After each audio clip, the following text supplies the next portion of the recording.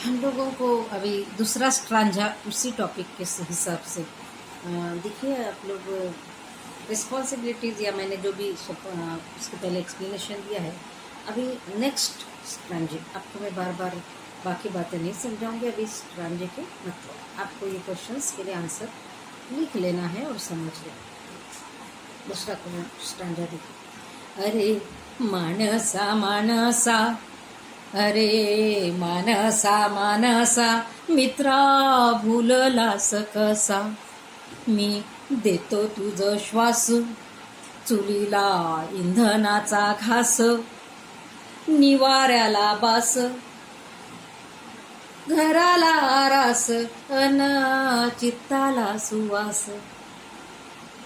देखो यहाँ पे क्या बोला है, मी देतो तुझ श्वास। आपको मैंने इसके पहले बोली कि ग्रीन प्लांट्स क्या करते हैं, फोटोसिंथेसिस, और फोटोसिंथेसिस में उन लोग फूड बनाते हैं। उसके साथ साथ और भी एक प्रोडक्ट निकलता है, इसलिए उसको बाय प्रोडक्ट कहा जाता है, and that is oxygen. Oxygen को क्या कहा जाता है, प्राणवायु। मतलब हमको जिंदा रहने के लिए ऑक्सीजन की जरूरत है, और हम लोग ऑक्सीजन कौन सी क्रिया में लेते हैं, श्वास लेना, रेस्पिरेशन में। तो इंस्पिरेशन अंदर लेते तो उसको बोलते इंस्पिरेशन, बाहर करते तो उसको बोलते एक्सपिरेशन। तो इस तरह से रेस्पिरेशन प्रोसेस में हमको अंदर लेने के लिए ऑक्सीजन जरूरत है, जो प्लांट से मिलता है। मी देतो चुलीला इंधनाचा घास। आपको मालूम है अभी कितना भी गैस सप्लाई कर रहे हो, फिर भी हम लोग पुराने जमाने से लेके अभी भी कुछ हद तक लकड़ा जलाते, कोयला जलाते, और ये कहाँ से मिलता है, ये भी प्लांट से मिलता है। कोयला भी क्या, लकड़ा जला के कोयला मिलता है, बराबर है। तो हमारे अगर चूल्हा नहीं जलेंगे तो हमको टेस्टी फूड नहीं मिलेगा। घराला रे बास। देखो अभी स्लैब के घर बांधने लग गए लोग, करके कम हुआ, फिर भी उसकी सेंटरिंग लकड़े से बनती है। लेकिन आप पुराने तरीके से अगर देखोगे तो सहज सिंपल अगर घर बनाना है तो उसमें बांस लगता है, या बल्ली लगती है, फाटा लगता है, जो भी लकड़ा अलग अलग रूप में यूज करते हैं, इसलिए घराला रे बांस। बांस बोला तो खाली बांस नहीं है, बल्ली फाटा सब आ गए उसमें, ठीक है। फिर देखो मरते लोगों को लिए भी बांस दिया जाता है, उसकी सकुली बनाने के लिए, है ना। ले जाते हैं तो सकुली कमची में और बांस यूज करते हैं। मतलब हमको जिंदगी के आखिर तक इस पेड़ों से, बांस का भी पेड़ ही है, ये मिलता है। घराला रे आरास। आरास देखो हम लोग घर की सजावट करते हो, सन त्योहार रहे या फिर ऐसे भी डेली हम लोग गुलदस्ता हमारे गुलदस्ते में लगा सकते हैं, फिर तोरण लगाते हैं, और तब हमारे घर में फ्रेशनेस आता है। नेचुरली अगर हमको घर को सजाना है, प्लास्टिक के फूल या हम लोग अलग सजाते हैं, लेकिन उससे हमको नेचुरलिटी का अनुभव होता है क्या, नहीं। घर के आजू बाजू में पेड़ लगाओ तो हवा शुद्ध रहती है, नए नए फूल, रोज के जो पेड़ों पे फूल आते हैं, हवा आने से पेड़ हिलते हैं, उससे हम लोगों को जो भी फ्रेशनेस मिलता है, वो एक बात देखिए, समझ में आए। दूसरी बात, हमारे घर में भी हम लोग सजावट करें तो अगर हमारी मम्मी गजरा मोगरे का लगा के घूम रही है घर में काम करते करते, तो जिस जिस कमरे में मम्मी जाएंगी उसमें वो मोगरे का सुवास घूमेगा, है ना।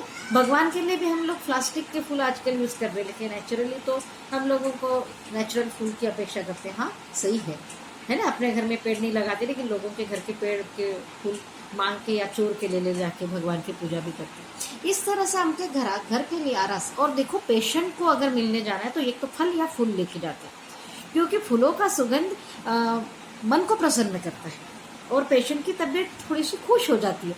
ये सच है। हम लोग अगरबत्ती भी लगाएंगे तो फूल नहीं लेते, लेकिन अगरबत्ती सुगंध वाली लगाना चाहते हैं, क्योंकि घर में फ्रेशनेस आता है। यस, और ये सब हमको कहाँ से मिलता है, पेड़ों से। हमने क्या किया, देऊन प्रदूषणाचा सोस, वन संपदेचा ऱ्हास,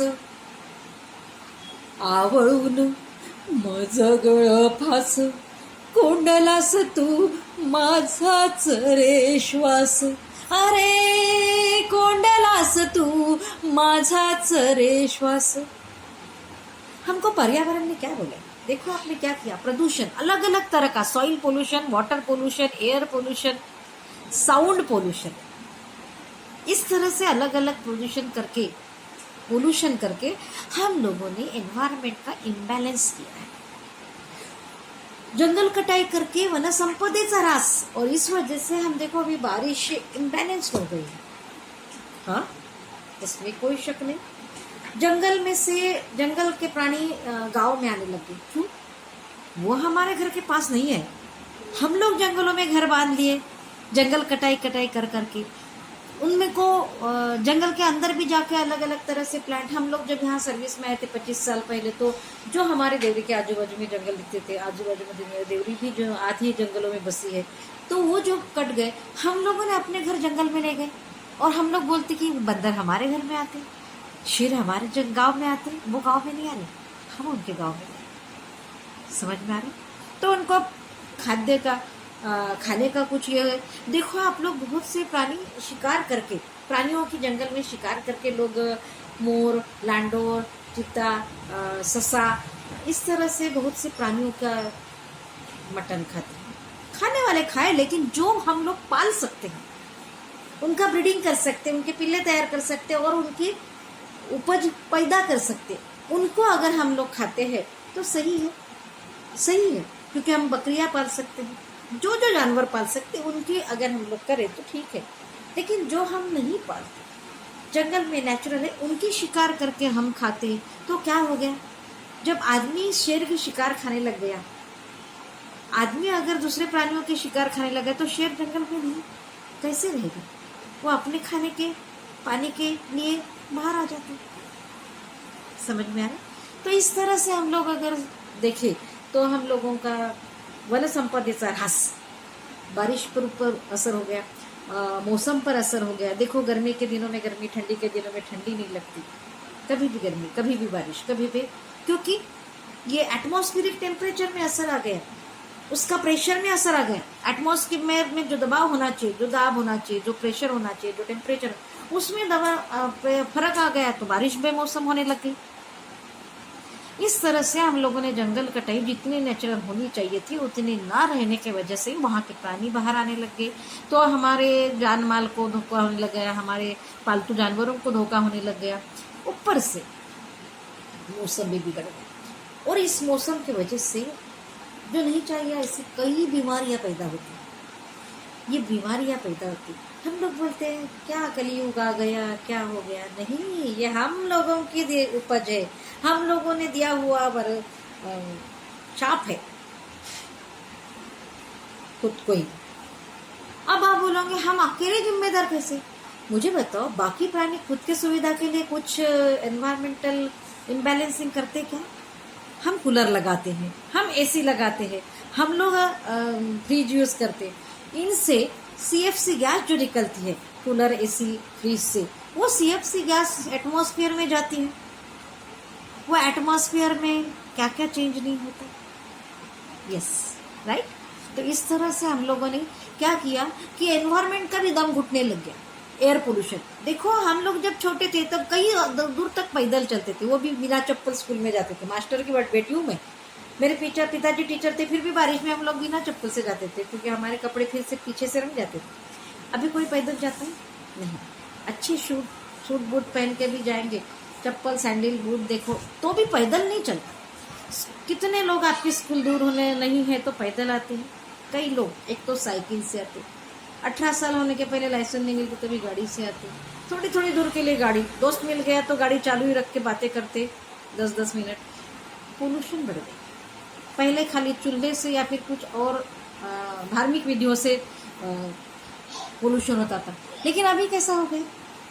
हमारी गाड़ियां भी धुआं छोड़ती है, लोग पैदल नहीं चलते, उनके एक्सरसाइज नहीं होती, इसलिए उनको खाना हजम नहीं होता, तो देखो पीछे से भी पोल्यूशन करते, गाड़ी का साइलेंसर से पीछे से करते और अपने एनएस से पोल्यूशन करते। बराबर है? बैठे बैठे भजिया खाओ, बैठे बैठे ये खाओ, बैठे बैठे वो खाओ, और चलना नहीं, एक्सरसाइज नहीं, तो हजम नहीं होता। जबान तो खाते वक्त खा लेती, लेकिन पीछे पूछती नहीं है, और बाद में ऐसे लोगों को गैसेस होती है, उससे भी एयर पोल्यूशन होता है। अलग अलग हम लोग जो अप्लायंसेस यूज करते हैं, हमारे फ्रिज से, हमारे एसी से, हमारी गाड़ियों से, और हम लोग जिस तरह से जो मॉडर्न यूज करते हैं, हम लोग मच्छर अगरबत्ती लगाते, मच्छर के लिए ऑल आउट लगाते, लेकिन मच्छरदानी नहीं लगाते। क्यों? ढका ढका लगता। इधर ठंडी के दिनों में ओढ़ के देंगे, ऊपर से पंखा लेकिन मच्छरदानी नहीं लगा, मच्छर काटते करके पंखा लगा। लेकिन हम लोग ये जो मच्छर कंट्रोल के लिए भी जो यूज करते हैं, मच्छर मरता है, छोटी जान है तो मरता है, हम मरते नहीं, लेकिन हम लोगों को रेस्पिरेटरी ट्रैक्ट की बहुत सी बीमारियां होती हैं। ऊपर से हमारा एयर पोल्यूशन होता है। मैं यहाँ पे ज़्यादा एक्सप्लेन नहीं कर सकती क्योंकि मेरा वीडियो बड़ा हो जाता है। इसलिए देखो, देऊन प्रदूषणाचा सोस वन संपदेचा रास, आवळून मज गळफास, और गड़फास लगाने के बाद दम घुटता है। यहाँ पे कहना है कि एयर पोल्यूशन करके, अलग अलग तरह का पोल्यूशन करके पर्यावरण हमको, एनवायरमेंट ये बता रहा है कि मेरा दम घुटने लग गया है। आवळून मज गळफास, कोण डलास तू माझा चरे श्वास। जब मेरा ही दम घुटने लगा है तो मैं तुमको क्या दूं? तुम्हारी हेल्थ की केयर कैसे करूं? बहुत दुख के साथ पर्यावरण हमको बोलता है, अरे मानसा मित्रा भूलल असं कसं, क्योंकि बाकी जानवर ये सुविधाएं नहीं यूज करती अगर हम हमारे पालतू जानवरों को दो तो ही। इसलिए पोल्यूशन के लिए, एनवायरमेंटल इम्बैलेंस के लिए और कोई जीव जिम्मेदार नहीं है, खाली ह्यूमन। रास्ते हाईवे हमारे लिए बनते हैं, गाड़ियां हमारे लिए बनती है।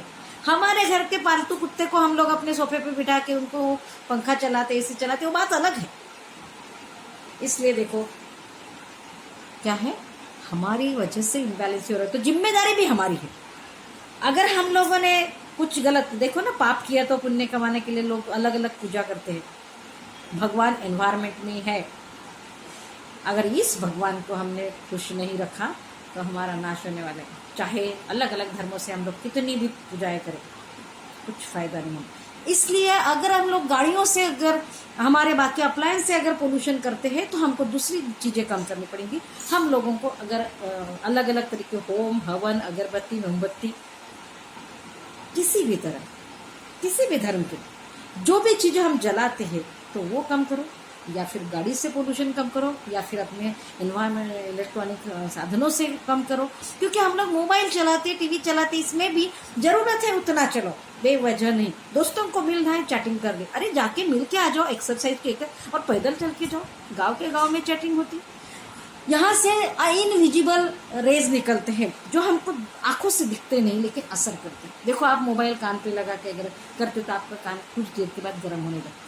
हाथ में अगर हमेशा मोबाइल लेके करते, हाथ में कुछ ऐसे वाइब्रेशन आ जाएंगे, लकवा मार सकते हैं। बाकी बातें मैं बाद में समझाऊंगी। धन्यवाद।